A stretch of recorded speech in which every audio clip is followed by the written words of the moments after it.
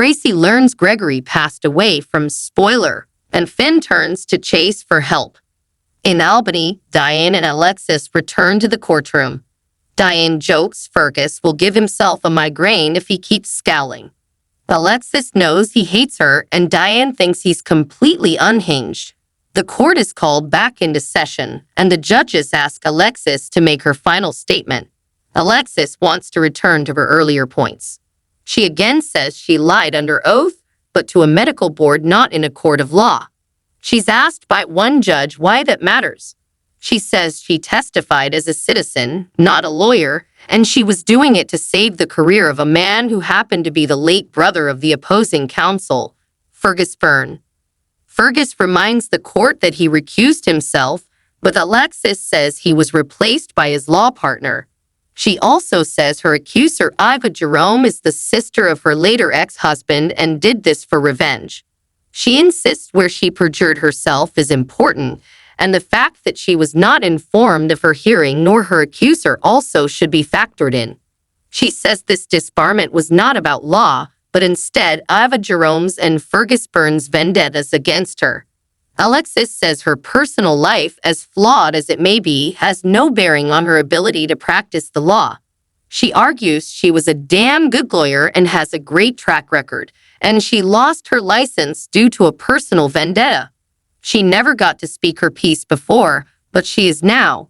Fergus makes his case and says Alexis did not bring up that she was previously suspended for convincing her client Carlos Rivera not to testify against Julian, who was her husband at the time. Unfortunately, Carlos died by Julian's hand before he could speak, possibly which was Alexis wanted. Diane and Alexis both object. Fergus launches into a tirade that both his brothers Neil and Brendan died because of their involvement with Alexis. He yells, "You destroyed my family, and I'm here to make sure you never destroy anyone else's." The judges continually call order to the court as Fergus and Diane object over and over. Fergus says Alexis' perjury and her lies led to both his brothers' deaths and got her disbarred. He says she has demonstrated she has no regard for legal ethics and insists she remains disbarred. The judges say they'll be in touch with their decision within 30 days.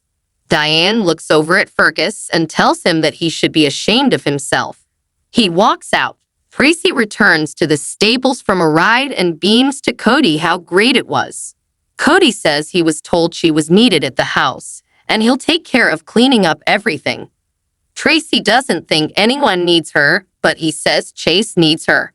Tracy says he and Brooke Lynn are on a plane to Florence. Cody tells her that they couldn't get on that plane.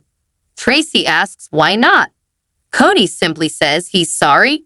Tracy realizes Gregory died. Cody gets Tracy some water, and she laments how she just saw Gregory yesterday. She knew this was eventually coming, but this was so sudden. Cody is sorry she had to hear it from him. Tracy says she's not, as she thinks Gregory was a lot like him when he was younger. Cody is flattered but doesn't see it. Tracy says they both have an open way of dealing with things and no worries. He laughs that he worries, and the horses help alleviate his troubles. Tracy says for Gregory it was his family that did that for him. She lists more similarities, such as he doesn't miss a thing, he doesn't talk much, and he doesn't push people around. She says he gives people a lot of grace, and that is a gift. Tracy tells Cody that if anyone asks, let them know he told her the news. He again says he's sorry, and she says she's sorry too. Tracy heads out.